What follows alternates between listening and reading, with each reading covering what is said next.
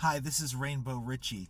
I realized there was some big birthdays this week, and I realized yesterday was Jimmy Page's birthday. I'm a big fan of Jimmy Page. I'm a big fan of Led Zeppelin, all kinds of rock bands, but I do love Jimmy Page.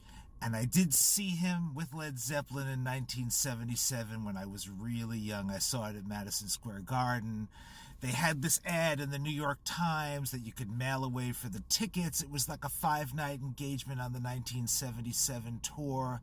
So I begged my parents to work it out. We mailed in the stuff. We got the tickets for I think it was like a Tuesday or Wednesday night, the first week of June. I went there, 1977. The crowd was like totally wild. They came on like maybe 2 hours late. It was like crazy, but people were partying. It was like a big scene. It was a major Led Zeppelin concert experience. People were really spaced out. It was really far out. I remember on the way out, going down the stairs. I mean, I was a kid. I wasn't partying myself, but the place was like people were throwing up. The stairs were like filled with like a river, like you couldn't even imagine. But anyway, that was the first experience I had with Led Zeppelin. I'm so glad I saw him in concert. And then in the mid-'80s, I went to Live Aid in Philadelphia at JFK Stadium, and it was all kinds of groups. I think the one in London at Wembley was maybe the stronger lineup in some ways, but Led Zeppelin, the reunion of Led Zeppelin, did appear at Live Aid. Phil Collins was the drummer, because John Bonham had passed away by that point in time.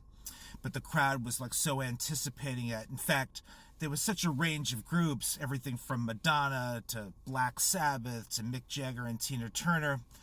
And I think it was Duran Duran was like coming on before Led Zeppelin was going to come on. And the crowd was like almost like booing, Duran Duran, even though they had some really big hits at the time and everything like that. But finally, Led Zeppelin came on, and it was like a big experience. So I was at the Live Aid. That was the other time I saw it. And then a few years after Live Aid, they had the Atlantic Records 40th anniversary concert at Madison Square Garden. It was like an all-star lineup of the groups associated with the Atlantic Records label. And that was the other time that there was like a type of Led Zeppelin reunion. I think that was maybe the first time, I could be wrong, that Jason Bonham, or maybe it was Zach Starkey, Ringo Starr's son, I don't recall, played the drums, but that was a pretty happening scene too. And then the other time was when they did the Page and Plant tour. I was out in Los Angeles. I went to 2 nights in a row at the Forum in Los Angeles, and that was probably the peak experience I had with Jimmy Page. Every guitar solo was like mind-blowing, and the crowd was like so into it. It was like really, really incredible. The LA Forum, Page and Plant was definitely the highlight for me in many ways. And then a couple of years later, they did another Page and Plant tour. I saw that at the Miami Arena. It was a little more of a straight-ahead rock show. The other one, the previous tour, they brought in like this Middle Eastern percussion group. It was a little more exotic. The other one was a little more of a straight-ahead rock show, but I had a pretty good time. And then I think the last time I saw it, Jimmy Page, was the tour in 2000 that he did with the Black Crowes.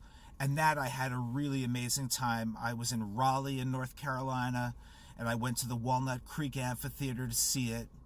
And I was partying up. I had an amazing time. It was really, really great. And I really do love Jimmy Page's guitar work. I think he's a great master of the guitar. Truly one of the most incredible legends of rock and roll. Thanks again.